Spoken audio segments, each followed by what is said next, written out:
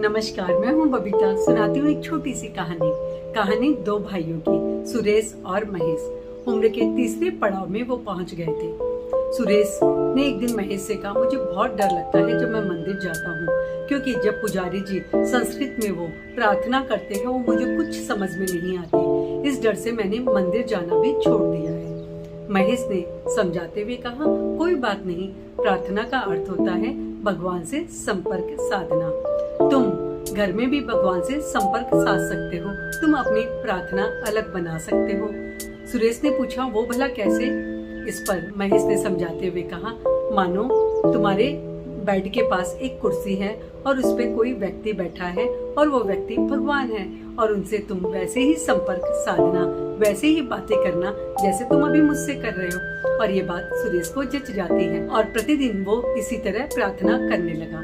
सालों बीत जाते हैं। सुरेश ने भगवान से संपर्क तो नहीं साधा, लेकिन हाँ, उसे ये लगता था उसकी बातें सुनने वाला कोई है और वो खाली पड़ी कुर्सी उसके हर सवाल का जवाब है। अब उसे रस आने लगा। सुरेश घंटों उस कुर्सी से बातें किया करता था, अपनी सारी बातें बताया करता था और ये क्रम चल पड़ा।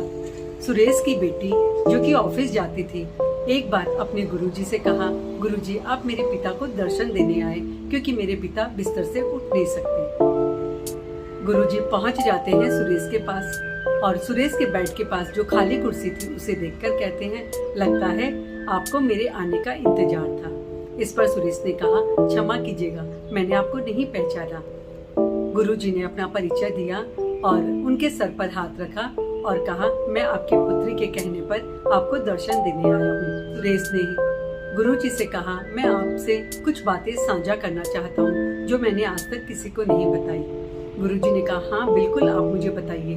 सुरेश ने कहा, इस कुर्सी पर मैं अपने भगवान के साथ संपर्क साधता हूँ, मैं प्रार्थना करता हूँ, मेरे भगवान आते हैं, मेरी बातें सुनते हैं।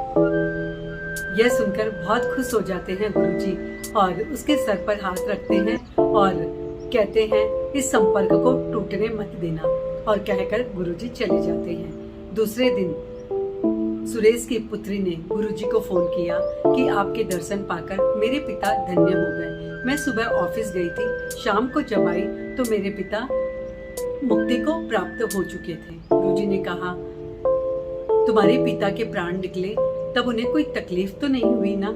सुरेश की पुत्री ने कहा, ये तो मुझे नहीं मालूम, लेकिन एक विचित्र स्थिति जरूर थी गुरुजी।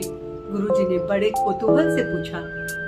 सुरेश की बिटिया ने बताया, जब मैं घर पहुंची तो मेरे पिता इस अवस्था में पड़े थे मानो कुर्सी पर कोई व्यक्ति बैठा हो और उसकी गोद में उनका सर हो। यह सुनते ही गुरुजी की आंखों से आंसू बह निकले और कहने लगे, काश मेरी भी मुक्ति इसी अवस्था में हो।